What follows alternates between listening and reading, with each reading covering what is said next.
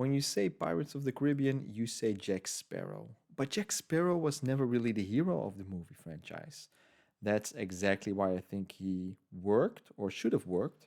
The first movie understood the assignment really well, more than the franchise did later. Jack was not there to carry the story, he was there to mess with the story. Will Turner was the actual hero, Elizabeth was the spark, and Barbossa was kind of the threat. And Jack was just pure chaos that made all of them more interesting. And that is the part that Hollywood got wrong later on. They saw everyone love Jack Sparrow and they thought, well, fine, we'll just make everything about Jack Sparrow. That is how you take a great character and slowly turn him into a gimmick. I actually really thought that the first movie was pretty damn good, one of my favorite movies of all time, I think. But all these sequels were so much less. So much less. In The Curse of the Black Pearl, Jack is not treated like some noble legend. No, he's treated like a pirate. He lies and schemes, he cheats, he runs away, he manipulates people.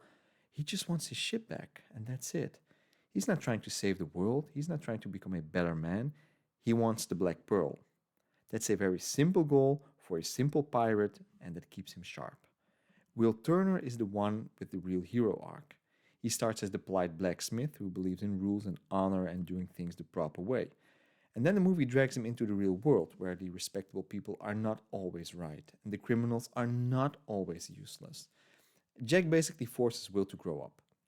And I think that's why their dynamic really works. Will is serious, and Jack is just slick and slippery. Remember the first sword fight between them. It tells you everything. Will fights like a trained man, Jack fights like a man who has survived by cheating and thinking fast and not caring how stupid he looks. Will is trying to win properly with honor, and Jack is trying to leave and will do whatever it takes to get out. That is not just an action scene, that's good character expose, I think. And this is why Jack should not be the center of the movie franchise. He works best when he has serious people to push against. He makes Will less boring, he makes Elizabeth less trapped, he makes Norrington look stiff, he makes Barbossa more dangerous because Barbossa really needs someone who can lie and scheme on his level.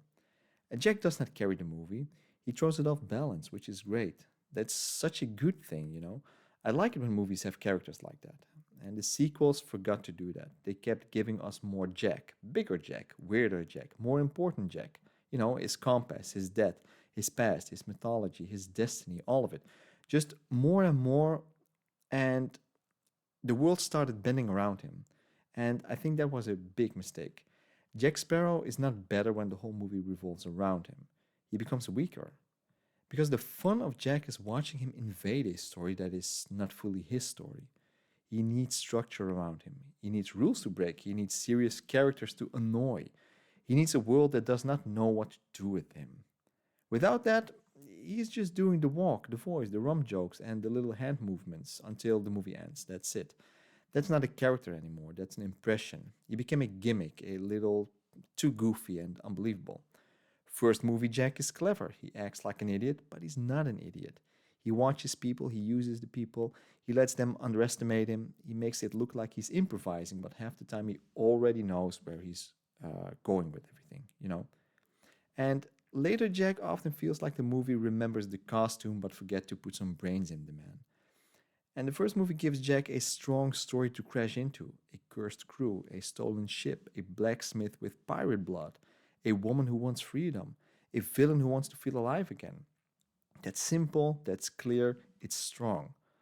That's why the first movie still works. The curse is easy to understand for everyone.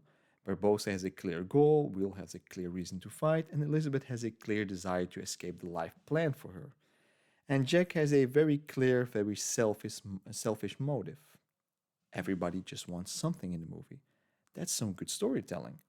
And the later movies often replace that clean structure with more mythology, more lore, more Jack, more, just more. And yeah, sure, I gotta give the movie credit, you know, all of them. You know, some of it is still fun, sure, but the balance starts breaking. The franchise becomes too obsessed with its most popular character, basically. And when a franchise starts protecting its most popular character, that's usually when those characters get worse. And in this case, it did also. Because now he has to be lovable. He has to be iconic. He has to be funny. He has to be important. He has to be everywhere. He has to do the Jack Sparrow thing again and again and again. In the first movie, Jack still feels dangerous because you cannot fully trust the man. He might help, he might betray everyone. He might save the day, he might only be saving himself. And usually all of it is happening at the same time. He's not a clean hero, he's not a full villain, but he is also not some deep, tragic anti hero either. He's just a pirate with a brain, a goal, and some very flexible morals. Just let him be that. And Elizabeth works because of this too, you know. She's not just a girl that needs to be rescued. She's bored with the life that she has been handed. She wants something bigger. Jack sees that because Jack represents the thing polite society is trying to keep her away from: freedom and danger and dirt and options and choices. He does not give her a speech about it, he just exposes it to her. And the same with Will. Jack does not turn Will into a pirate because piracy is cool. He forces Will to understand that obeying the law and doing the right thing are not always the same. That's the actual point. Good point, actually. And by the end, Will actually stands up for Jack, not because Jack is suddenly a saint, but because Will has finally stopped letting other people define honor for him. That's the real arc. Jack does not need an arc. Jack causes that arc. Well, he causes all those arcs. And that is why making Jack the center was always a dangerous move. The more the franchise tries to make him the main emotional engine, the less effective he becomes. He was never built for that job. Some characters are not supposed to hold the whole movie. They're supposed to attack it from the side. And Jack is one of those characters that needs to do that. He's great because the first movie knows when to use him and how to use him and when to let the actual story breathe. It knows he's the funniest when serious people are forced to deal with him. It knows he's the coolest when nobody fully trusts him. It knows he's the most interesting when he's not explaining himself. And the franchise should have protected that, but they didn't. Instead, they promoted him.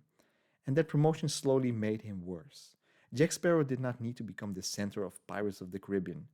He needed a strong story, serious people to irritate, rules to break, and a ship to steal back. That was enough. Because Jack Sparrow was never the hero. He was the reason the hero story became worth watching.